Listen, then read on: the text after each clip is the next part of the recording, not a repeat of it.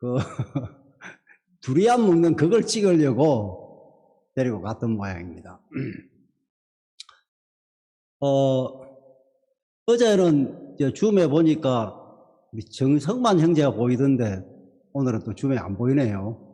오늘은 김주모 형제님도 보이고 몇몇 얼굴 익은 분들이 보이는데 반갑습니다. 제가 창언교회 창립 멤버입니다. 잘 모르셨죠? 창언교회 개척할 때에 형제 자매들 10명, 세 가정이 이제 창언교회 시작했거든요. 여러분 보니까 지금부터 벌써 뭐 30년 전 이야기니까 아주 오래된 옛날 이야기인데, 그때 예배당을 전도사님이 옮긴다 그래가지고 작정 연보를 했는데 뭐 연보 드릴 게 하나도 없는 거예요. 그때 집에 돌아와서 저하고 제 아내하고 저희 어머니하고 세 사람이 의논을 했어요. 예배당을 옮긴다는데 우리가 연보를 해야 될 때 연보할 돈이 없다. 어떻게 하냐? 우리가 살고 있는 집을 팔자. 그때 이제 제가 기억해 명곡동으로 기억하는데 연립주택을 조그만 걸 하나 가지고 있었어요. 제 아내가 시집 와가지고 내가 집이 있는 걸 알고 그렇게 놀라워하더라고요. 집을 팔려고 내놨는데 내가 그때 450만 원인가 주고 산 집이었는데 집을 팔려고 내놓으니까 갑자기 집값이 오르기 시작하는 거예요. 450만 원에 사서 얼마에 팔았는지 아십니까? 1680만 원에 팔았습니다. 이거 집을 팔려고 내놓으니까 집값이 계속 오르는 거예요. 500만 원, 600만 원, 800만 원, 1000만 원, 한 1600만 원까지 올라갔는데 좀 더 기다리고 싶더라고요. 한 2000만 원 되면 팔고 싶었는데 집을 팔았는데 우리 딱 팔고 나니까 그 다음부터 집이 거래가 안 되더라고요. 그래가 연보를 하는데 뭐 옛날 이야기 한번 합시다. 괜찮죠? 뭐 오늘 여러분 얼굴 보니까 옛날 생각이 납니다. 1680만 원에 집을 팔았는데 11점을 해야 되잖아요. 그럼 얼마죠? 168만 원이에요. 저 생긴 거 보십시오. 아주 쫌생이 같이 생겼잖아요. 168만 원을 연보를 하려고 그러니까 너무 많은 거예요. 168만 원을 연보를 하고 나니까 전세를 얻을 돈이 조금 부족한 거예요. 그래서 제가 생각을 했어요. 아니지.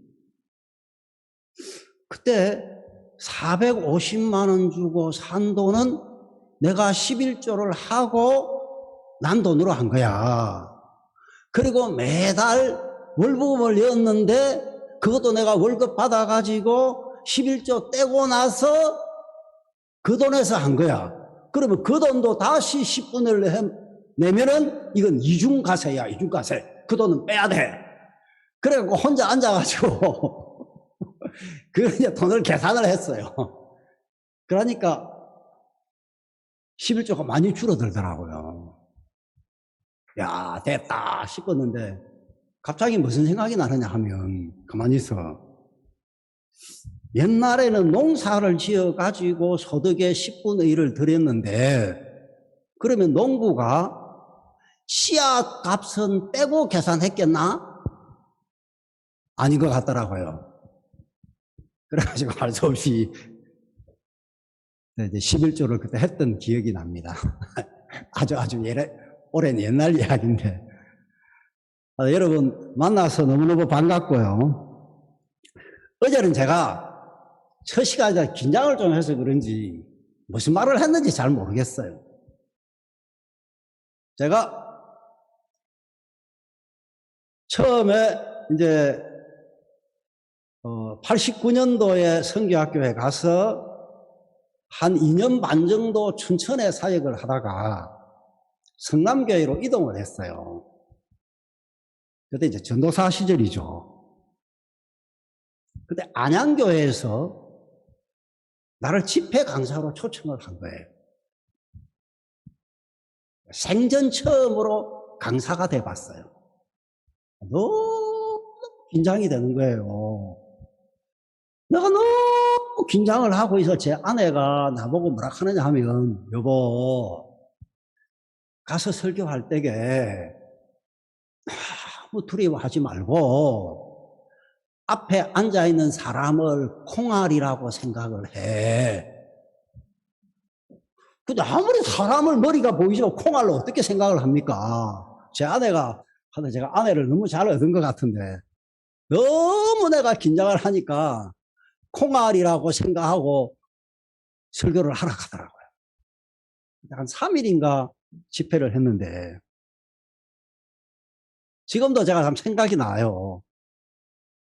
1시간 말씀 전하고 내려와서 하루 종일 그 다음 전할 말씀만 생각했어요. 그것도 1시간 이야기하고 또 내려와서 그 다음 전할 말씀 또 생각하고 계속 그 생각하다가 또 말씀 전하고 또 내려와서 그 다음 전할 말씀만 생각하다가 또 1시간 말씀 전하고 그렇게 3일을 제가 말씀을 전했는데 뭐 듣는 사람은 어땠는지 모르겠습니다만은 저는 굉장히 은혜로운 시간을 가졌습니다. 이번에 제가 좀 어떤지 잘 모르겠습니다만은 이거 인터넷으로 집회하는 이게 쉽지가 않네요. 뭐 사람 얼굴을 보면서 이야기해야 되는데 그 뭐 줌으로 몇몇 사람 얼굴만 보고 이야기하려고 하니까 이게 내가 제대로 말씀을 전하고 있는 건지도 잘 모르겠고 뭐 하여튼 모르겠습니다만은 이가우 목사님 집회 강사로 초청하셔서 뭐 2번도 사양 안 하고 예라고 하긴 했는데 모르겠습니다. 이번에도 저만 은혜로우면 되죠. 뭐 여러분이야 뭐 어떻든지 간에 하여튼 저만 은혜롭게 생각하고 말씀을 전하도록 하겠습니다. 오늘은 요한복음 5장 말씀을 제가 좀 읽겠습니다. 요한복음 5장 1절부터 제가 읽어드리겠습니다.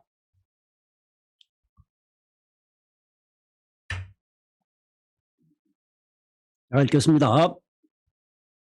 그 후에 유대인의 명절이 있어 예수께서 예루살렘에 올라가시니라. 예루살렘에 있는 양문 곁에 히브리 말로 베데스다라 하는 못이 있는데 거기 행각 5이 있고 그 안에 많은 병자, 소경, 쩔뚝발이, 혈기 마른 자들이 누워 물의 동함을 기다리니 이는 천사가 가끔 못에 내려와 물을 동하게 하는데 동한 후에 먼저 들어가는 자는 어떤 병에 걸렸든지 낫게 됨이러라. 여기 38년 된 병자가 있더라. 예수께서 그 누운 것을 보시고 병이 벌써 오랜 줄 아시고 이르시되 네가 낫고자 하느냐. 병자가 대답하되 주여 물이 동할 때에 나를 못에 넣어줄 사람이 없어 내가 가는 동안에 다른 사람이 먼저 내려가나이다. 예수께서 가라사대 일어나 네 자리를 들고 걸어가라 하시니 그 사람이 곧 나아서 자리를 들고 걸어가니라. 이날은 안식일이니 유대인들이 병 나은 사람에게 이르되 안식일인데 네가 자리를 들고 가는 것이 옳지 아니하니라. 대답하되 나를 낫게 한 그가 자리를 들고 걸어가라 가라 하더라 한데 저희가 묻되 너더러 자리를 들고 걸어가라 한 사람이 누구냐 하되 고침을 받은 사람이 그가 누구신지 알지 못하니 이는 거기 사람이 많음으로 예수께서 이미 피하셨습니다. 그 후에 예수께서 성전에서 그 사람을 만나 이르시되 보라, 네가 나았으니 더 심한 것이 생기지 않게 다시는 죄를 범치 말라 하시니 그 사람이 유대인들에게 가서 자기를 고친 이는 예수라 하니라. 15절까지 읽어드렸습니다. 이 한국도 코로나가 좀 심하겠지만 저희들 캄보디아도 한 달 전부터 갑자기 코로나가 심해졌습니다. 뭐 듣기로는 중국분 두 분이 자가 격리 중인데 그걸 무시하고 나가가지고 시대를 돌아다녔대요. 그게 또 하필이면 변이 바이러스라서 그때부터 갑자기 코로나가 퍼지기 시작해가지고 제가 한 달 정도는 교회 문 밖을 나가지를 못했습니다. 캄보디아 정부에서 프놈펜이 레드존, 오렌지존, 그 다음에 옐로존으로 나눠가지고 이 코로나가 심한 지역은 레드존이라 해가지고 아예 집 밖으로 사람이 못 나오게 막았어요. 그 다음에 조금 이제 덜한 곳이 오렌지존, 그 다음에 이제 거의 뭐 환자가 별로 없는 것이 옐로존 이래가지고 한 달 정도 관리를 했는데 아마 캄보디아니까 가능할 것 같아요. 레드존에 있는 사람들이 막 먹을 것이 없다 그러고 막 그래 해도 하여튼 아예 못 나오게 딱 막았어요. 800명, 하루에 1000명까지 올라가던 코로나 환자가 지금 한 300명 수준으로 줄어들었거든요. 아침에 보니까 정부에서 다시 발표를 했는데 레드존을 다 없앴더라고요. 오렌지 존이 조금 있고 나머지는 전부 이제 옐로우 존으로 뭐 조금 이제 자유로워질 것 같습니다. 이 코로나가 되니까 어려운 것도 참 많지만 좋은 부분도 있더라고요. 특히 이제 저희들 같은 경우는 작년부터 이제 코로나 시대가 시작이 되면서 제 마음에 형제 자매들에게 어차피 우리가 예배당에 모여서 예배를 못 드리니까 박옥수 목사님 말씀을 많이 들을 수 있도록 해야겠다. 그래가지고 목사님 그 마인드 강연하실 때 목사님 말씀 전하시는 것도 이건 살짝 도둑질을 해가지고 우리가 캄보디아 말로 통역을 해가지고 현장 듣게 했어요. 목사님 사도행전 강의도 막 이제 계속 우리가 듣게 하고 그 어느 때보다도 박옥수 목사님의 말씀을 많이 들을 수가 있었어요. 그러고 보니까 저도 어느 때보다도 목사님 말씀을 들을 시간이 많았어요. 근데 제가 목사님 말씀을 들으면서 뭐 목사님 간증을 굉장히 많이 듣는데 그 간증 중에 아직도 내가 이해가 안 되는 간증이 있어요. 아마 여러분도 다 아실 겁니다. 그 간증은 무슨 간증이냐 하면 사모님이 아들을 놓을 때 여러분 다 아시죠? 어떤 분이 찾아와서 목사님이 복음 교제를 하셨어요. 사모님이 이제 진통이 시작됐는데 참으신 거죠. 왜냐하면 내가 배가 아프다 그러면 목사님이 복음 전하는 걸 중단할 것 같아서 억지로 참으셨어요. 그럼 목사님 복음을 다 전하고 그분이 돌아가셨는데 사모님이 막 그러셨다 하잖아요. 당신은 복음 전하면서 왜 그리 쓸데없는 소리를 많이 하냐. 근데 사실 이제 목사님, 사모님이 진통이 시작이 된 거예요. 그 제가 이제 그 간증을 듣는데 목사님이 아무에게도 이야기하지 않고 제가 생각을 해봤어요. 만약 내 아내가 지금 아기를 낳으려고 진통이 시작됐다. 그럼 난 어떻게 할까? 내가 돈이 있든 없든지 간에 난 틀림없이 내 아내를 일단 병원으로 데리고 갈 것 같아요. 내가 이제 우리 교회 집사님들에게 전화를 하면, 예를 시드 집사님, 지금 내 아내가 아기 놓으려고 하는데 진통이 시작됐습니다. 목사님 그렇습니까? 잠시만 기다리십시오 하고 차 몰고 올 것 같아요. 근데 목사님은 그릇이 아닌 거예요. 나는 어떻게 저럴 수가 있을까? 예를 들어서 목사님이 위가 아프신데 기도하고 구한 것은 받은 줄로 믿어라. 그리하면 너희 그대로 되리라. 그건 내가 이해가 가요. 왜요? 위가 아파서 죽어도, 죄송합니다, 이런 표현이 곤란합니다만은, 목사님 당신이 죽으시는 거니까. 근데 이건 사모님 문제잖아요. 근데 그거를 목사님은 아무한테도 이야기 안 하고 하나님만 바라보시고, 우리 그 안녕 잘 알잖아요. 그 다음날 아침에 최강자 자매라는 분이 무슨 일 오셔서 사모님이 아기 낳으려고 하는 거 깜짝 놀라가지고, 내가 뭡니까 그 조사는 자격증이 있습니다. 내가 부산 일신병원에 근무했습니다. 목사 사모님 조금만 기다리시오. 그래가지고 다 준비해가지고 아들 낳고 그 다음에 쌀 싸우고 미역 사와가지고 먹었고, 그 이야기 우리 잘 알잖아요. 제가 생각을 해봤어요.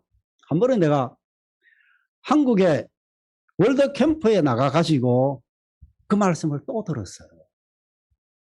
내가 말씀을 듣다가 갑자기 어떤 마음이 들어지냐면, 목사님 마음은 저러셨는데 그때 사모님 마음은 어땠을까?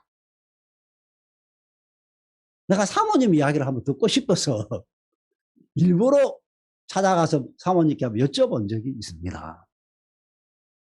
여러분, 나는 지금도 내가 목사님과 그런 똑같은 형편에 들어가면 내가 목사님 같이 할 수 있을까? 내가 저분의 제자인데, 저분에게 배웠는데 내가 저렇게 할 수 있을까? 나는 그게 도저히 그건 안 될 것 같은 거예요. 한 번은 제가 캄보디아에 있을 때 한국 본부에서 연락이 왔어요. 미국 타코마 수양회에 가서 말씀을 전하라는 거예요. 근데 그때 물질이 하나도 없었어요.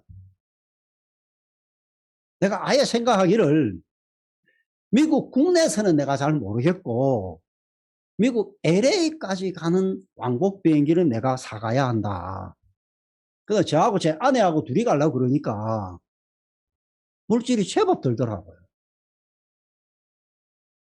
내가 물질을 마련을 못 하겠는 거예요. 근데 아내하고 기도를 했어요. 근데 아내가 뭐라 하냐면 자기가 믿음이 있대요. 좋다. 그러면 이번에 당신 믿음으로 내가 미국 한번 가보자. 난 기도 안 해도 되겠네. 당신 믿음이 있으니까 좋다 했어요. 내일 이제 비행기 표를 사야 하는데 안 사면은 비행기 표가 취소가 되는데 제 아내가 내 믿음 아니었던가 봐 그러는 거예요. 여보 그럼 어떡해. 지금 미국에서 내 얼굴 넣어가지고 포스터 넣어가지고 광고 다 했을 거야. 이거는 그냥 우리가 안 가면 되는 게 아니고 교회 하는 일을 방해하는 거야. 당신 믿음 있다고 했잖아. 하여튼 뭐 하나님이 은혜를 베풀어 주셔서 물질을 마련해 가지고 미국 시행을 잘 다녀온 적이 있습니다. 제가 목사님 여러 감정 이해가 가요. 근데 사모님이 지금 진통이 시작됐는데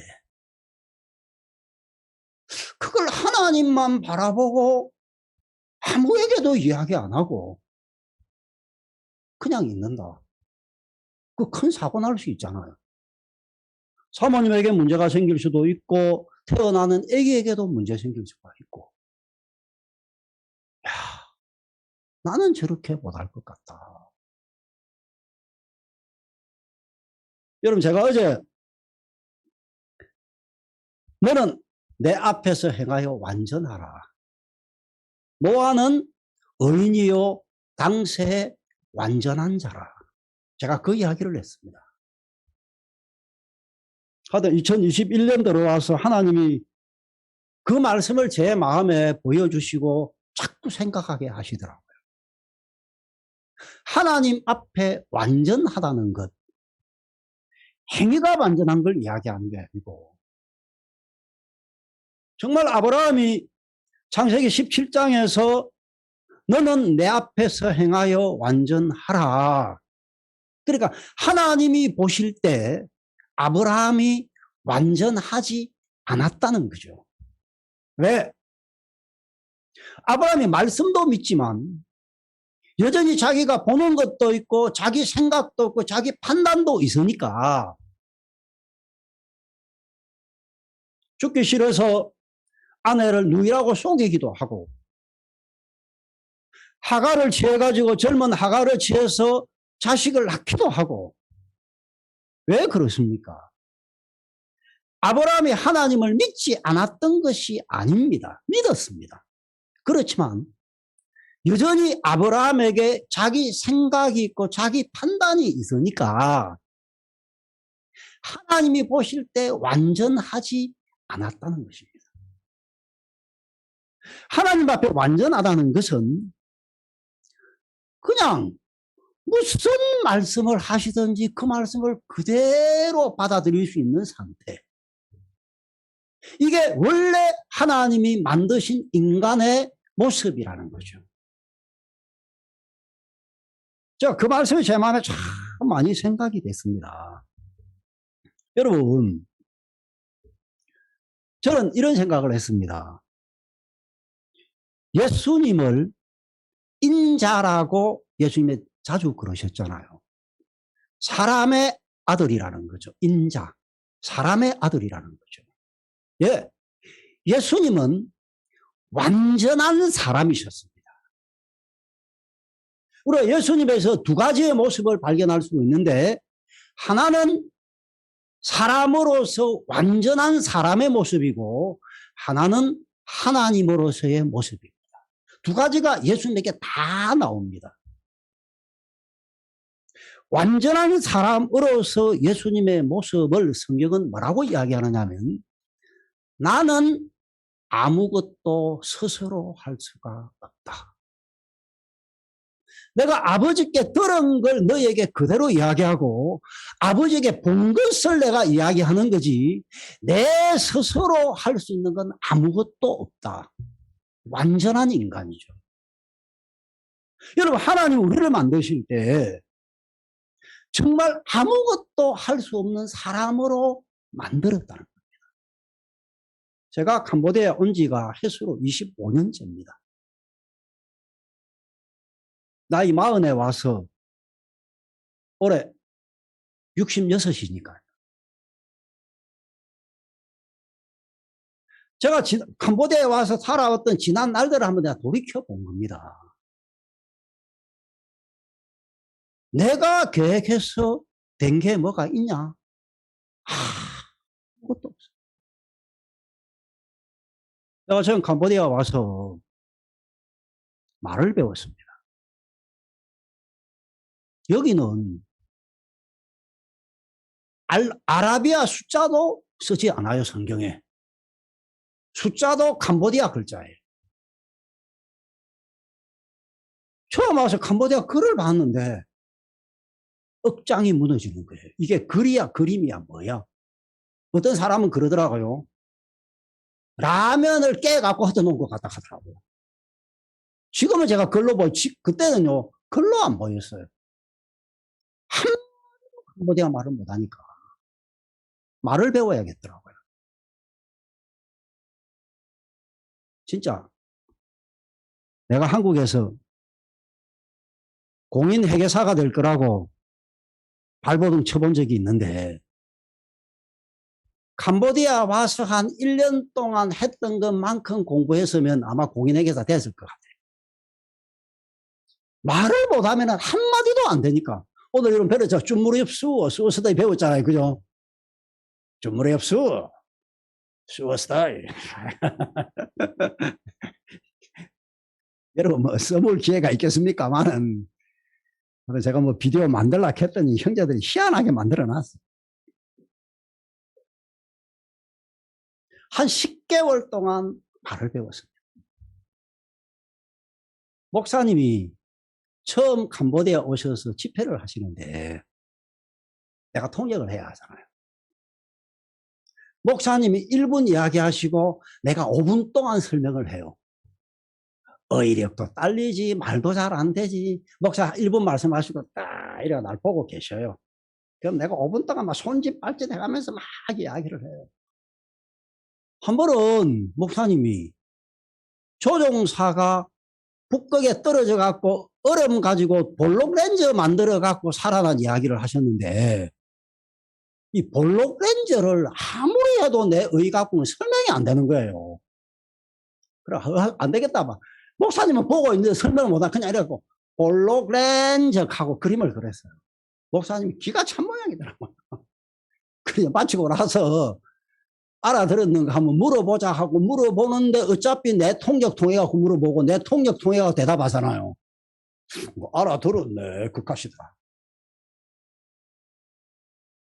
여러분 제가 지난 25년 동안 내가 해가지고 된 건 아무것도 없습니다. 교회 형제들 한 사람 한 사람 구원받은 사람들 내가 봐요. 내 작품 아니에요. 제가 처음 와서 한 8, 9개월 정도 하니까 설교를 할 수 있겠더라고요. 그래가지고 1시간 말씀 전하기 위해서 4시간, 5시간 준비를 해요. 한국말로 설교를 생각하고 그걸 이제 마음에서 캄보디아 말로 통역을 해요. 모르는 단어가 나오면 한글 영어 사전, 영어 캄보디아 사전 찾아요. 그래가 말을 만들어 갖고 이제 한 4시간을 연습을 해가지고 말씀 전하러 가요. 대림 혼다, 빨간 100cc짜리 오토바이를 타고 제 안에 뒤에 싣고 털털털털털 갔어요. 말씀을 전해요. 그때 내 느낌이 내가 바늘을 들고 돌부처를 찌르는 거예요.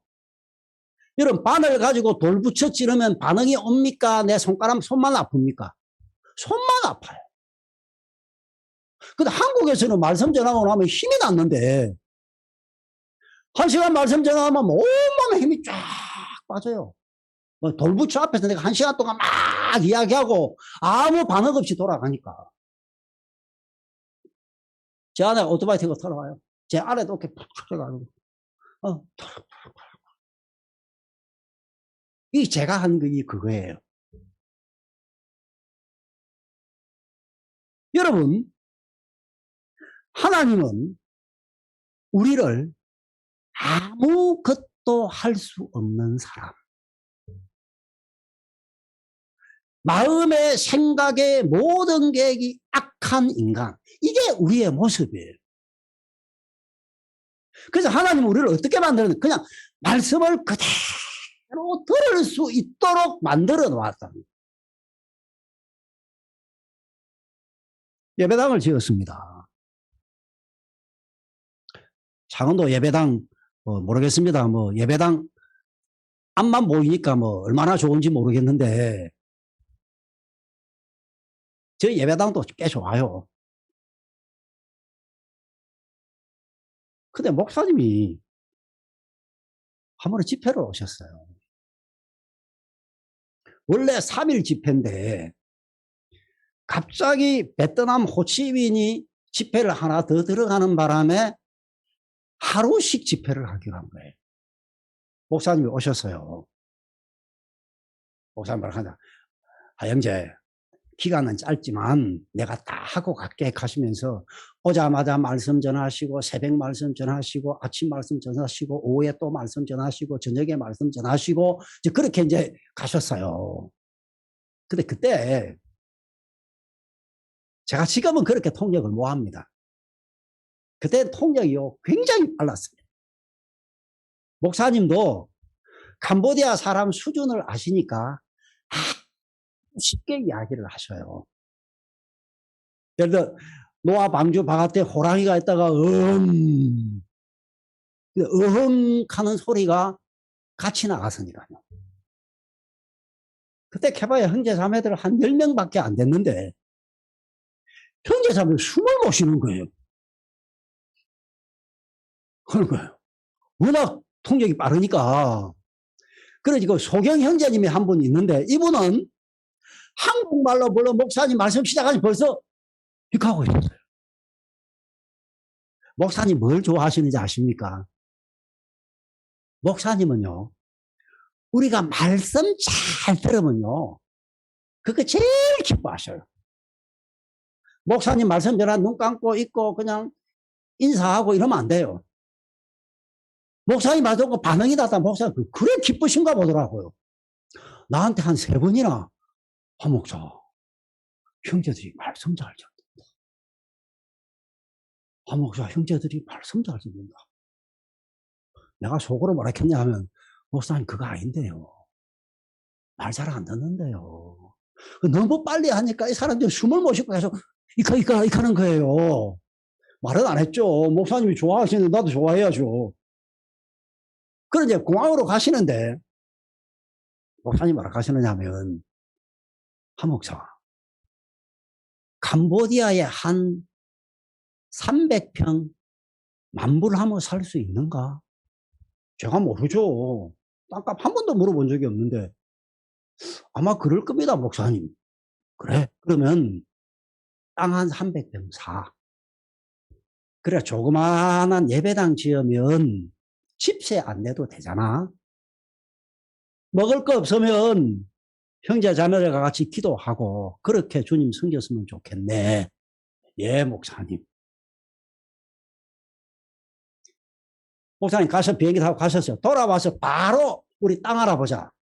목사님이 땅 사서 예배당 지으라 했다. 알아보자. 알아봤어요. 300평 10만 불. 조금 땅이 좋아 보니까 20만 불 그러더라고요. 만불짜리가 없어요. 아니야. 목사님이 만불에 300평 사라 했어. 있을 거야. 찾아봐. 제가 다 이야기 못 하겠습니다. 그래갖고 이 땅을 샀어요. 다음에 기회 있으면 내가 자세히 이야기할게요. 우리 지금 예배당 참 좋거든요. 지금 예배당 땅값이 얼마나 되는지 아십니까? 대충 어림잡아가지고 사람들이 그러더라고요. 한 100만 불 된대요. 저는 이거 땅 사가지고 팔고 하는 게 뭐가 은사가 있는가 봐요.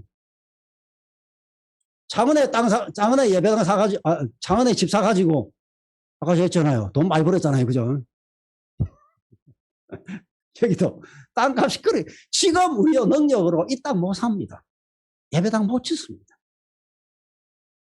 여러분, 신앙은 딴 게 아니더라고요. 말씀을 그냥 그대로 마음에 받아들이는 거예요.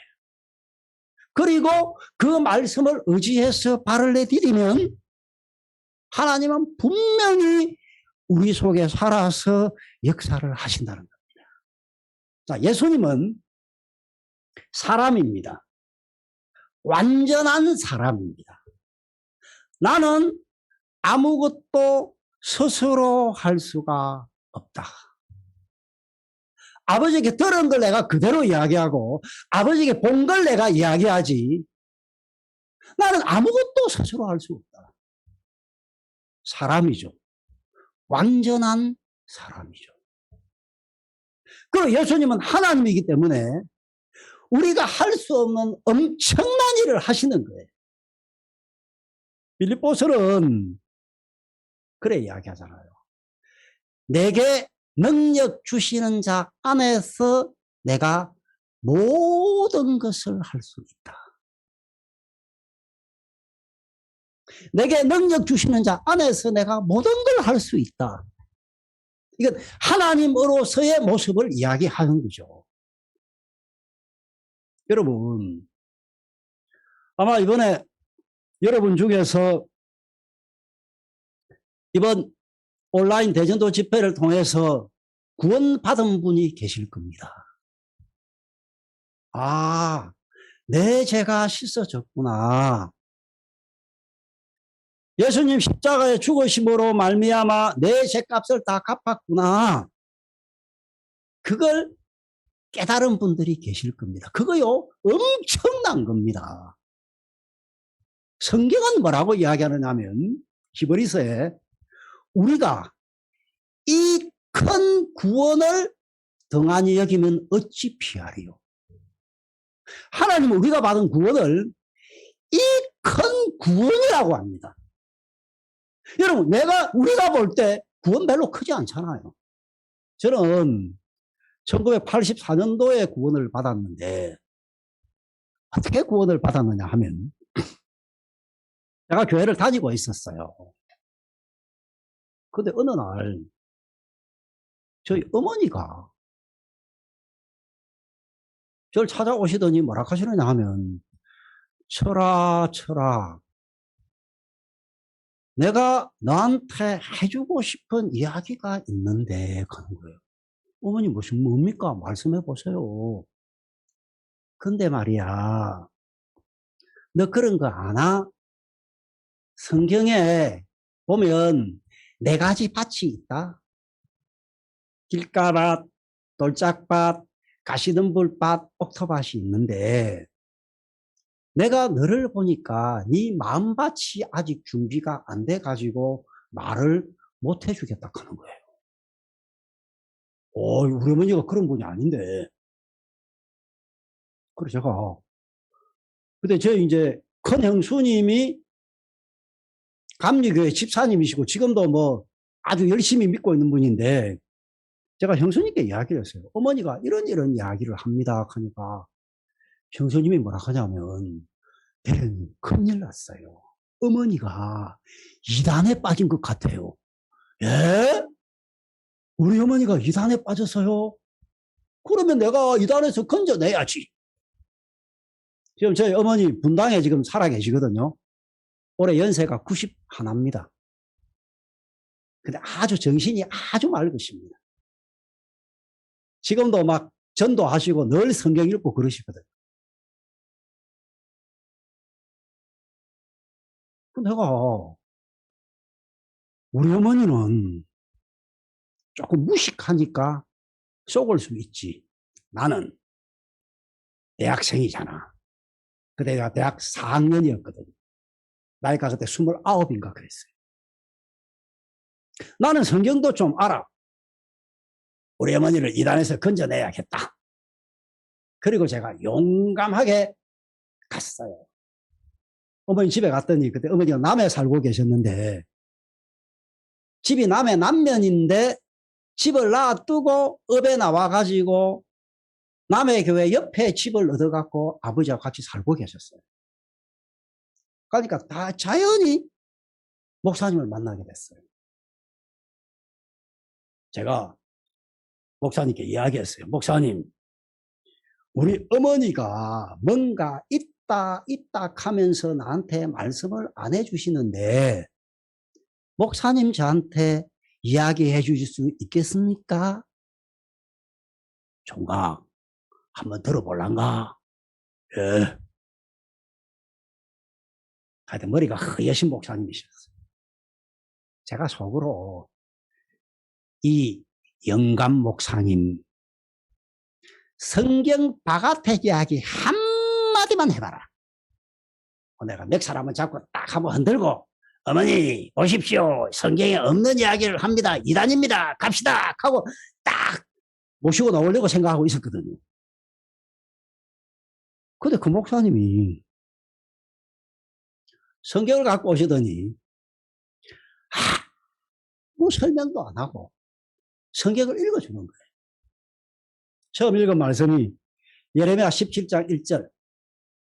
유다의 죄는 금각석 끝 철필로 기록되되 그들의 마음밭과 담불에 새겨졌거늘 제가 여기 기록된 게 맞는가? 예. 그 다음에 뭐 양잡는 읽고 안수하고 그 다음에 다 이루었다 하시더라고. 그래서 나한테 물어요. 총각, 죄가 있는가? 이거 뭐 설명을 나한테 해야 내가 뭐가 허물을 잡을 텐데 성경 읽고 맞는가? 성경 읽고 맞는가? 성경 읽고 맞는가? 다 이루었다 맞는가? 할 말이 없잖아요. 총각 죄가 있는가? 아, 이거 곤란하네. 나는 분명히 죄가 있는데, 죄가 있는 게 맞는데, 근데 성경을 읽어보니까 예수님이 죄 없다 하는 거예요. 죄가 있다라고 대답을 하려고 하니까 내가 하는 말이 성경하고 다르다는 걸 내가 알고, 성경대로 그냥 죄가 없다고 하려고 하니까 나는 죄가 있는데 또 거짓말 하는 것 같고, 내가 아주 지혜롭게 대답을 했어요. 목사님, 이대로 하니까 죄가 없는 게 맞네요, 뭐. 됐네, 가보게. 딱 30분. 난 그렇게 복음 전하는 사람 처음 봤어요. 기분이 이상하다고 일어났어요. 오는데 뒤에다 대고 뭐라 하냐면, 총각 집에 가거들람 로마서 한번 읽어보게. 대답도 안 했어요. 내가 지금 마음이 심란한데. 그냥 왔어요. 한 2달 지났던 것 같아요. 어느 날 밤에 한 9시쯤 됐는데, 맞아, 그때 그 목사님이 나보고 로마서 한번 읽어보라 했지? 로마서 한번 보자. 그 로마서 1장을 펼쳤어요. 읽기 시작하는데 두려운 거예요. 왜? 제가 그때까지 제일 어려웠던 성경이 신약 중에 로마서였거든요. 왜? 읽어도 무슨 말인지는 모르겠더라고요. 당연하죠. 근데 그날 성경을 읽는데 이해가 가는 거예요. 그렇지. 율법으로는 어렵다 하지 받지 못해. 맞아. 은혜를 믿음으로, 성경에 다 돼 있구나. 내 죄가 없는 게 맞구나. 내가 기억한 새벽 3시 정도까지 고린도전서 후서까지를 내가 읽었던 것 같아요. 그리고 제가 다니던 교회를 갔습니다. 진주 속성루 옆에 그때 3일교회라고 장로교회가 있는데 젊은 목사님이 박력 있게 말씀을 제가 거기 이제 가고 있었어요. 늘 가면 하고 있는데 그날은 말씀을 듣는데 아닌데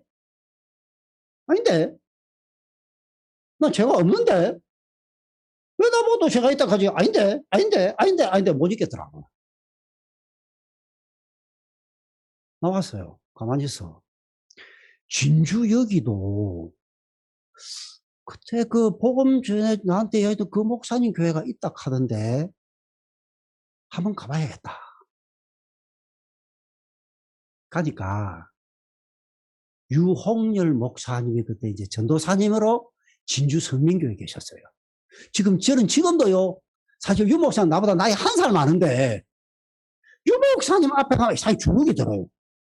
그때 기억이 남아가지고. 야유씨, 뭐 눈을 이렇게 또 강대서 이러고, 내가 말씀 전하는데 막 속을 다 들여다보는 것 같더라고요. 그리고 제 가그도 잘 아시는 분이고 해서 제가 큰 소리를 못 칩니다. 난 그렇게 구원을 받았습니다. 저는 이 구원이 그래 큰 줄을 몰랐어요. 내 죄가 사해졌다. 난 죄 없다. 맞아. 난 어려워. 거룩해. 내 하늘나라 간다. 지옥 안 간다. 이게 다였어요. 그런데 성경을 보니까 하나님이 우리가 받은 이 구원을 이 큰 구원이라 하더라고요. 여러분, 아까 저 비디오에 나온 아이들 둘이가 제 손자거든요. 남자의 걔가 다운 증후이라 했는데 태어난 박은성이고, 그래서 둘째가 박가은이에요. 셋째는 지금 6개월로 누워있고, 우리 손자가, 오, 할아버지 돈 많다. 할아버지 돈 많다. 할아버지 아이스크림 사주세요. 내가 한 뭐, 50달러 갖고 있는 걸 보고, 오, 할아버지 돈 많다. 할아버지 아이스크림 사주세요. 나한테 50달러가 많겠습니까? 나한테 50달러 많지 않습니다. 자, 하나님이 보실 때 이 큰 구원이라고 했다는 겁니다. 하나님이 보실 때 우리가 받은 구원이 너무 예요. 그냥 우리는 내 죄 씻어졌다, 내가 죄가 없다, 하늘나라 간다, 나 이제 지옥 안 간다. 우리는 복음을 듣고 이렇게 생각할지 몰라도 하나님은 그렇지 않다는 거예요. 네가 이 큰 구원을 받았구나. 하나님이 보실 때 우리가 받은 구원이 크다는 겁니다. 이게 무슨 뜻이냐 하면 구원을 받았다는 이야기는 하나님이 우리 삶 속에 일할 수 있는 모든 조건이 다 갖추어졌다는 이야기입니다. 아멘 되십니까? 구원만 받았으면 하나님은 우리 속에 얼마든지 일을 하실 수가 있다는 겁니다. 구원 외에 하나님이 우리 삶 속에 일할 다른 조건이 더 필요치 않다는 겁니다. 그래서 하나님 우리가 받은 큰 구원이라는 거예요. 네가 이 큰 구원을 등한히 여기면 되겠냐?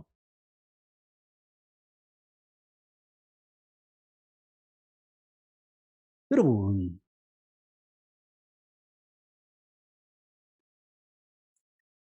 하나님은 구원받은 우리 속에 얼마든지 일을 하실 수가 있습니다. 그런데 성경은 뭐라 하냐면 오직 의인은 믿음으로 말미암아 산다고 했거든요. 구원을 받았기 때문에 하나님은 얼마든지 우리 삶 속에 일을 하실 수가 있는데 우리가 하나님을 믿지 않으면 하나님 일을 하실 수가 없는 거예요. 그래서 하나님은 우리가 완전한 사람으로서의 모습을 가질 수 있도록 우리 삶 속에 일을 하는 거예요. 여러분, 내 생각이 다 악해요. 내 마음의 생각이 모든 게 항상 악해요. 그럼 내가 아무것도 스스로 할 수 없어요. 그럼 어떻게 해야 합니까? 하나님 바라봐야죠. 그렇지 않습니까? 하나님 바라보고 하나님을 의지해야죠.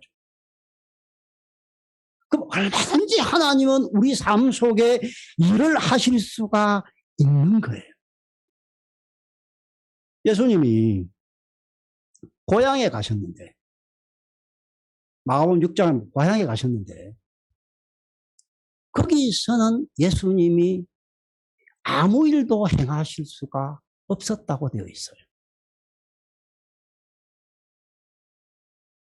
왜? 믿지 않으니까요.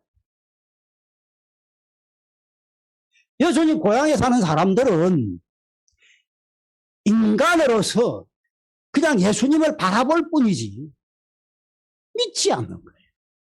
그러고 예수는 거기서 아무 일도 하실 수가 없었어요. 하고 싶은데. 예수님 일을 하고 싶은데 아무 일도 하실 수가 없는 거예요. 그냥 병자 몇 사람 고쳐주는 것으로 끝나버렸어요.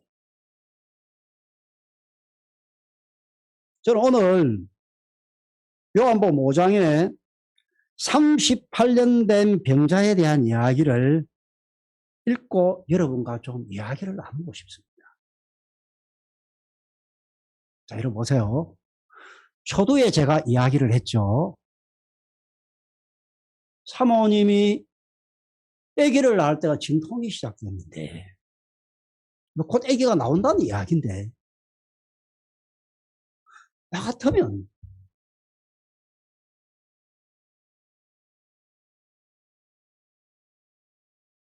네,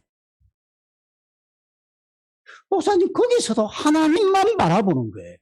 이게 어떻게 가능할까요? 여러분 어떻습니까? 여러분은 정말 여러분 삶 속에 어떤 문제가 일어났을 때 이렇게 하실 수 있겠습니까? 그런데요, 중요한 건요, 하나님을 믿으면 하나님은 반드시 일을 해요. 믿지 않기 때문에 일을 못 하시는 것이지, 내가 어떤 사람이고 내가 어떤 형편 가운데 있고 뭐 형편과 조건이 어떠할지라도 내가 지금 하나님을 믿고 말씀을 믿으면 하나님은 분명히 일을 한다는 거예요.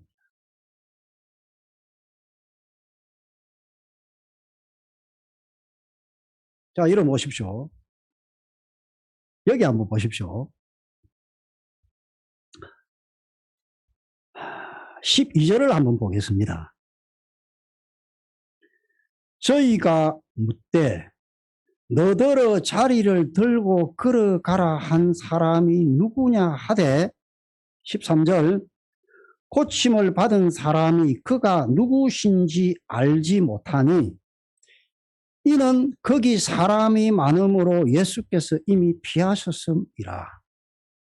그 후에 예수께서 성전에서 그 사람을 만나 이르시되 보라 네가 나았으니 더 심한 것이 생기지 않게 다시는 죄를 범치 말라 하시니 그 사람이 유대인들에게 가서 자기를 고친 이는 예수라 하니라. 이러 보십시오. 우리 잘 아는 말씀인데 제가 조금 다른 각도에서 여러분과 이야기를 하고 싶습니다. 베데스다 목가에 모여있는 사람들 하나같이 세상에 소망이 끊어진 사람입니다. 맞습니까? 만약 의사가 내 병을 고칠 수 있다면 베데스다 못에 안 오죠. 천사가 얼마 만에 한 번 물을 통하는지 모릅니다. 내가 베데스다 못에 있지만 내가 죽을 때까지 천사가 한 번도 물을 통하지 않을 수도 있습니다. 그렇죠? 천사가 뭐 몇 년마다 한 번 통한다는 기록이 성경에 없으니까요. 그런데 이 사람들은요, 그 베데스다 못에 왔습니다. 왜요? 이제 다른 데 소망이 없다는 겁니다. 의사가 나를 고칠 수 있으면 내가 의사를 찾아가죠. 저희 교회에 폴포 시절에 지뢰를 밟아가지고 실명이 된 형제님이 한 분 계십니다. 지금도 그분 몸 안에는요, 파편이 200개 정도가 박혀 있어요. 지뢰를 밟아가지고 실명이 됐어요. 어느 날 이분이 저를 찾아왔어요. 목사님, 예. 베트남에서 의사가 한 분 오셨는데 이분은 눈 수술을 너무 잘하는 분이라서 이분에게 가면 눈을 뜰 수 있다고 합니다. 아이고 형제님 그래 가보십시오. 이분이 소망을 갖고 갔어요. 그 다음날 다시 저를 찾아왔는데 완전 풀이 주고 왔어요. 목사님 저는 이미 시신경이 다 말라가지고 눈은 수술할 수 있지만 앞을 보지 못한다고 합니다. 여러분, 이분 앞을 보다가 사고로 실명이 됐어요. 얼마나 보고 싶겠습니까? 베트남에서 의사가 왔는데 눈 수술을 그렇게 잘한다는 이야기를 듣고 그것도 소망을 갖고 가는 거예요. 보고 싶으니까. 이해가십니까? 자, 이 베데스다 목가에 모인 사람들, 세상의 소망이 완전히 끊어진 사람입니다. 의사를 만나서 내가 눈을 뜰 수 있다, 걸을 수 있다, 조금이라도 소망이 있으면 그 의사 찾아가지 막연하게 베데스다 못에 와서 천사가 언제 물을 동하는지 모르는데 기다리고 있지 않을 거라는 겁니다. 그 사람들이 왔습니다. 거기 38년 된 병자도 있었습니다. 그런데 이 38년 된 병자와 베데스다 못에 모인 다른 병자는 한 가지가 달랐습니다. 이 사람들 세상의 소망이 끊어졌지만 천사가 물을 동하면 내가 누구보다 먼저 들어갈 수 있어, 이 마음이 있었습니다. 내가 앞은 못 보지만 귀는 밝아. 배다 옆에 있다가 물이 동하는 소리 들으면 몸을 던지면 돼. 나는 누구보다 빨리 달릴 수 있어. 다 나름대로 제일 먼저 들어갈 수 있다는 소망이 있었습니다. 다시 말하면 자기를 기대하는 마음이 남아있다는 겁니다. 근데 38년 된 병자는 뭐라고 합니까? 네가 낫고자 하느냐? 예, 낫고 싶지요. 그런데 물이 동한 후에 내가 들어가려고 하면 다른 사람이 먼저 들어가 버립니다. 누가 나를 도와서 옷에 먼저 던져주면 몰라도 나와서는 안 됩니다. 그 차이입니다. 자, 우리 여기서 38년 된 병자에게서 하나님이 보시는 완전한 사람으로서의 모습을 볼 수가 있는 거죠. 베데스다 못 가면 다른 사람들은 물론 기대가 끊어졌습니다. 그래서 베데스다 못에 왔습니다. 그렇지만 그들은 하나같이 내가 제일 먼저 들어갈 수 있어 하는 자기를 믿는 마음이 남아 있었다는 겁니다.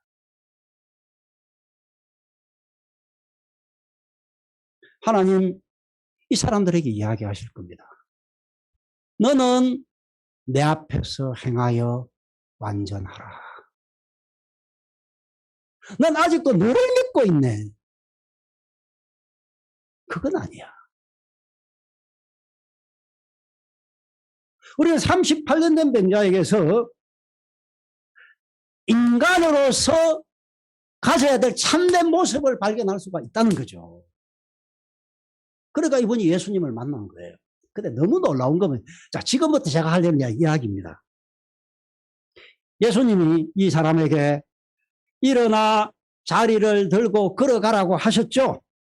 그래서 9절에 예수께서 가라사대 일어나 네 자리를 들고 걸어가라 하시니 그 사람이 곧 나아서 자리를 들고 걸어가니라. 그렇죠? 자, 여러분, 일어나 네 자리를 들고 가라고 하신 분이 누구십니까? 예수님입니다. 아멘. 그 예수님의 말씀 속에는 능력이 있습니다. 누구라도 그 말씀을 마음에 받아들이면, 그대로 받아들이면 역사가 나타납니다. 근데 이 사람 예수님의 말씀을 그대로 들었습니다. 그리고 일어나려고 했습니다. 몸에 힘이 생기고 일어났고 자리를 들고 걸어갔습니다. 그런데 제가 이 성경을 읽으면서 중요한 건 뭐냐면 일어나 자리를 들고 걸어가라고 하신 분이 예수님이십니다. 맞습니다. 예수님입니다. 근데 그 말씀을 그대로 들으면 역사는 나타납니다. 근데 중요한 건 이 사람이 자기에게 말씀하시는 분이 예수님이라는 걸 몰랐다는 겁니다. 맞습니까? 다 성전에서 예수님을 만나서 아, 나를 고친 분이 예수님이구나 하고 알았습니다. 자, 사람들이 12절에 물었습니다. 저희가 묻되 너더러 자리를 들고 걸어가라 한 사람이 누구냐? 예수님입니다. 이렇게 대답했습니까? 아니죠. 13절 고침을 받은 사람이 그가 누구신지 알지 못하니 이는 거기 사람이 많음으로 예수께서 이미 피하셨습니다. 그러니까 이분은 자기에게 일어나 자리를 들고 가라고 하신 분이 예수님인데 예수님이라는 사실을 몰랐다는 겁니다. 여러분 이건 저는요 굉장히 큰 의미가 있다고 생각합니다. 예를 들어서 박옥수 목사님이 나보고 하 목사 이거 해. 그러면 내가 그 말씀 가볍게 안 여기겠죠. 그렇죠? 옆에 있는 형제가 하 목사 이거 좀 하세요. 내가 무시할 수 있습니다. 맞습니까? 여러분도 그렇습니까? 내게 말씀한 예수님이라고 아는 거하고 내게 말씀하시는 예수님 모르는 거하고는요 아주 다릅니다. 사실 저는요 제가 뭐 시간 나는 대로 좀 간증도 하고 하겠습니다만은 제 아내가 2003년도에 암에 걸렸잖아요. 2003년, 2004년, 2005년 림프암입니다. 3년 동안 항암 치료를 받았습니다. 그런데 목사님이 뭐라 하시느냐 하면 하영재, 김자매는 괜찮아.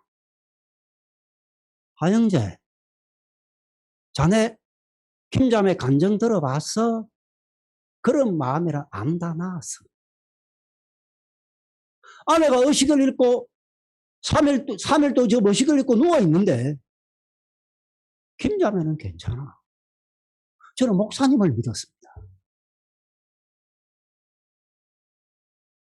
다른 사람이 나보고 어이 하 목사님 사모님 괜찮아요. 내게 능력이 없습니다. 맞습니까? 여러분 맞습니까? 하나님의 종이 내게 하는 이야기, 내가 하나님 종으로 믿는 사람뿐이 내게 하는 말하고 내가 그냥 뭐 아무도 모르는 사람이 내게 하는 이야기가 다릅니다. 그런데 중요한 건 이 38년 된 병자에게 일어나 자리를 들고 가라고 하신 분이 예수님이 맞는데 이 사람은 말씀하시는 분이 예수님이라는 걸 몰랐다는 겁니다. 그런데 그 말을 들었다는 겁니다. 왜요? 완전한 사람이니까요. 자기를 믿지 않으니까요.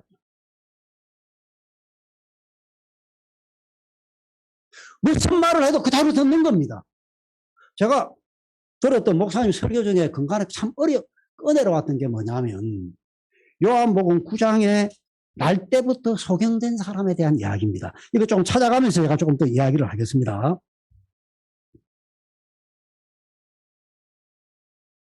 여기 보십시오. 요한복음 9장에 날 때부터 소경된 사람이 있었습니다. 이분은 한 번도 본 적이 없는 사람이죠. 예수님이 이 소경에게 진흙을 이겨가지고 눈에 바르시고 실로암에 가서 씻으라고 했습니다.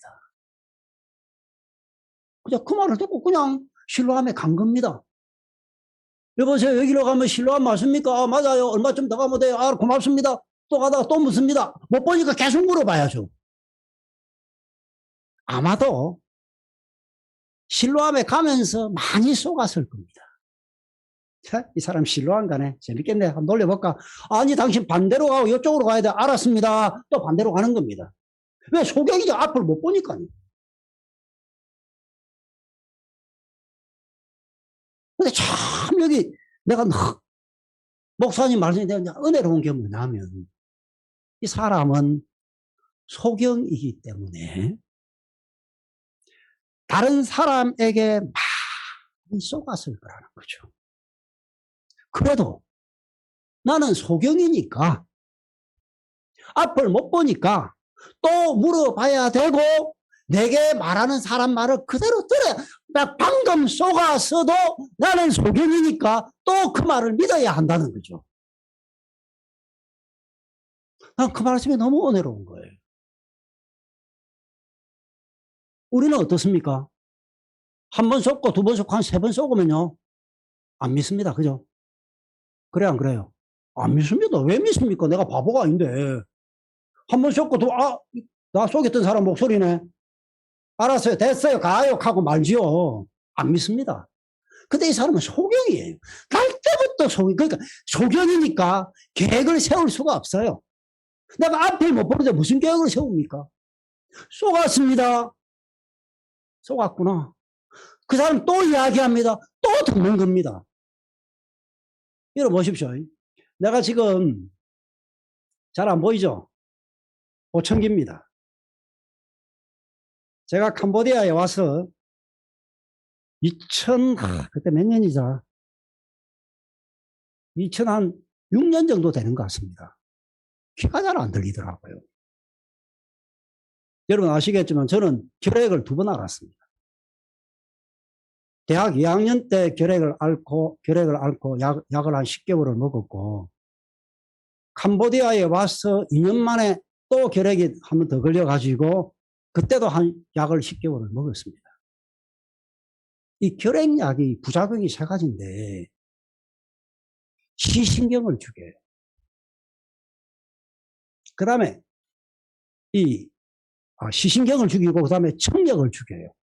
그 다음에 정자수를 감퇴시킨다 하더라고요. 저는 이 시신경 쪽에 이 부작용이 나타난 거예요.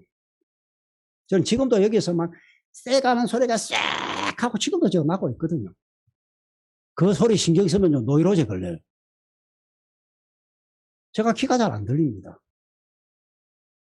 제가 제일 어려운 게 뭐냐면 한국 가서 목사님 말씀을 듣는데 목사님이 중요한 이야기는 톤을 낮춰버리거든요. 안 들려요. 안 되겠다. 이거 뭐 믿음이고 뭐가 일단 들어야 되니까 내가 보청기를 해야겠다고 보청기를 꼈습니다. 그 다음에 이제 귀가 잘 안 들리니까 기도해야 할 때가 어려운 거예요. 딴 사람은 기도가 안 들려요. 요즘은 이제 주음으로 기도를 하는데 너무 좋은 거예요. 주음으로 기도하니까 기도 소리가 다 들리니까 앞으로 코로나 없어져도 우리 기도회는 주음으로 하자. 제가 그런 생각을 했습니다. 내가 귀가 안 들립니다. 한 번은 밥을 먹고 있는데 둘째 가은이가 막 우는 소리가 들리는 거예요. 이 사람들 애가 우는데 또 저 새끼 다 밥을 먹고 있냐가 숟가락을 내놓고 내가 방에 들어갔어요. 애가 잘 자고 있는 거예요. 내가 잘못 들은 거죠. 내가 또 속았구나. 내가 또 내 귀를 믿었구나. 나는 귀가 잘 안 들리는 병신인데 내가 또 내 귀를 믿었구나. 그러니까 나는 내가 무슨 소리를 듣잖아요. 다른 사람 반응이 없으면 내가 물어서 확인을 해봐요. 지금 이런 소리 들리냐 물어봐야 돼요. 이해 가십니까? 자, 이 날 때부터 소경된 사람이 계획을 세울 수도 없어요. 앞을 못 보니까 무슨 계획을 세웁니까? 저 사람 나 어제 속였어.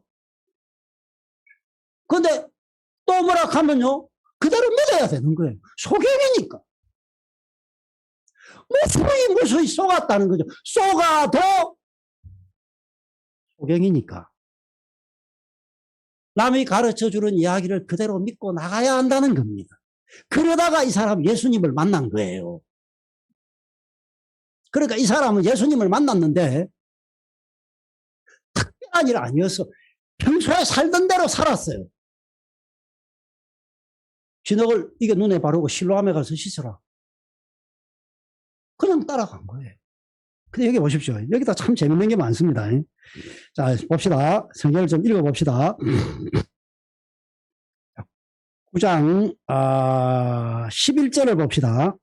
죄송합니다. 성경 좀 작혔습니다.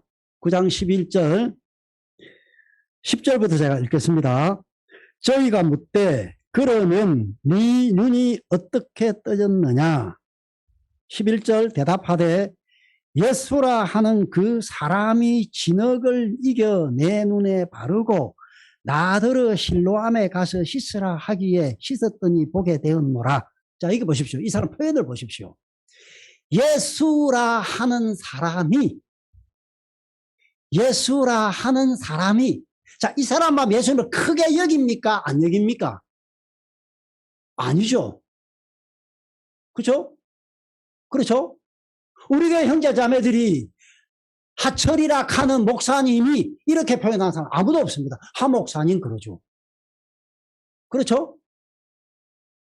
예수라 하는 사람이, 그러니까 이 사람요, 마음에 예수가 크지 않다는 겁니다. 누군지도 모른다는 겁니다. 그 예수라고 하는 사람이 내 눈에 진흙을 이겨서 바르고 실로암에 씻으라 하더라. 그대로 따라가서 씻었다. 눈이 떠졌다. 이게 다다. 맞죠? 자, 그 다음 또 한 번 읽어봅시다. 17절을 봅시다. 9장 17절입니다. 이에 소경되었던 자에게 다시 묻되 그 사람이 네 눈을 뜨게 하였으니 너는 그를 어떠한 사람이라 하느냐. 대답하되 선지자입니다. 그렇죠? 자, 그 사람이 네 눈을 뜨게 했는데 너는 그를 누구라고 생각하느냐? 선지자입니다. 선지자니까 이런 일을 하는 거 아닙니까? 이 사람 아직도 예수를 모릅니다. 맞습니까?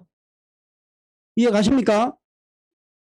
이해가십니까? 자, 그 다음에 하나 더 봅시다. 36절을 봅시다.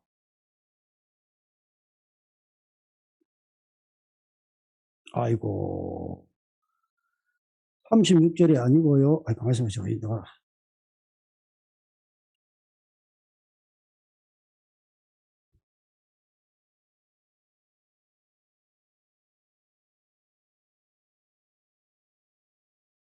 자, 36절 제가 읽어보겠습니다.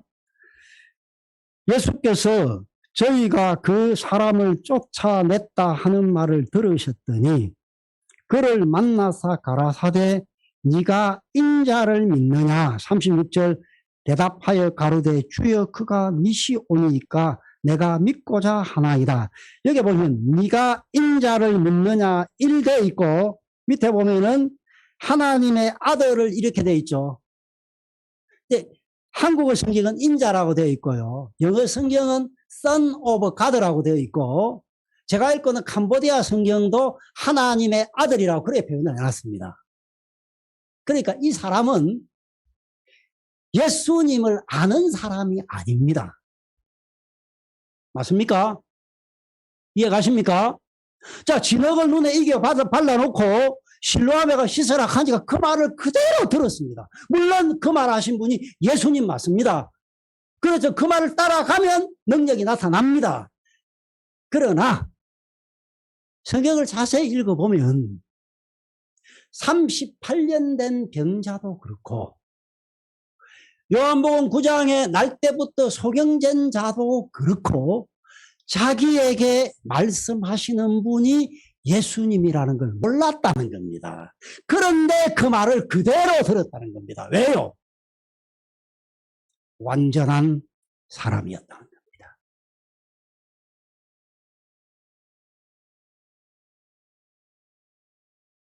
하나님은, 저는 그렇게 믿습니다.